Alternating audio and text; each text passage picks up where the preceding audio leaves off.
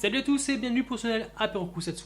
Dans la longue franchise Kamen Rider, on trouve énormément d'ennemis face à nos héros, surtout des monstres. Mais pourtant, nul n'est aussi représentatif du mal que le Dark Rider. Alors, qu'est-ce que c'est, me diriez-vous? Les Dark Riders sont théoriquement les némésis directs des héros.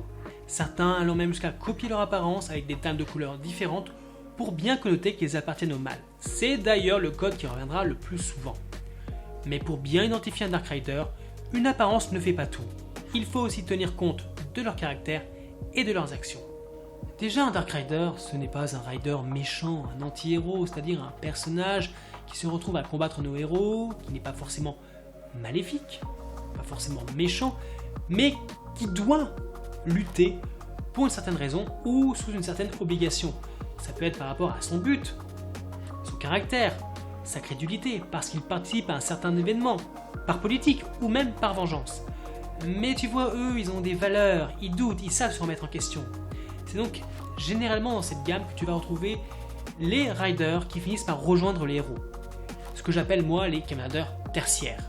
Mais alors attention, ne reprends pas ce terme, il n'a rien d'officiel, c'est moi qui le dis, c'est mon propre système de classement. Voilà. Bref, dressons donc un profil. Un Dark Rider ne rejoindra jamais le camp des héros.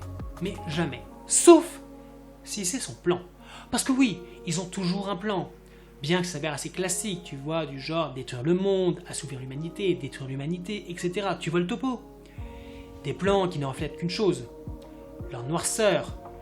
Leur santé mentale qui laisse à désirer. Parce que oui, ce sont des monstres, des psychopathes, des êtres ignobles qui vendraient père et mère pour assouvir leurs besoins égoïstes. Ils n'appartiennent qu'à une chose, le côté obscur de la force.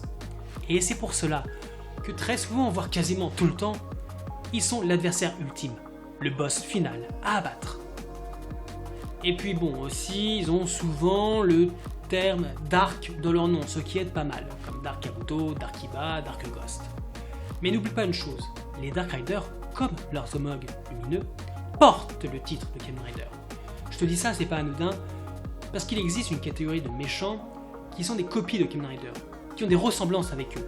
En gros, ce sont des antagonistes qui ont des similitudes avec les Kamen Rider, qui leur ressemblent, mais vu qu'ils n'en portent pas le titre, eh ben ça n'en est pas vraiment. Historiquement parlant, il faut remonter à l'ère Showa pour y trouver ses prémices, et ceux de la première série Kamen Rider avec les Shocker Riders, de simples copies de notre héros, mais reconnaissables à leurs écharpes de différentes couleurs. Bien qu'ils n'en portent pas le titre, Shadow Moon représente la version moderne qui restera, rappelant le héros dans son apparence insectoïde encore commune à l'époque, mais sa vie et son âme dédiées au mal. Le concept se popularise ensuite très vite à l'ère Heisei, où nous voyons apparaître les Aku no Kamen Rider, Evil Kamen Rider, ou simplement marqués dans les lignes de jouets de l'époque, les Dark Rider. Et comme beaucoup d'autres codes, le concept explosera en 2002 lors de Kamen Rider Yuki.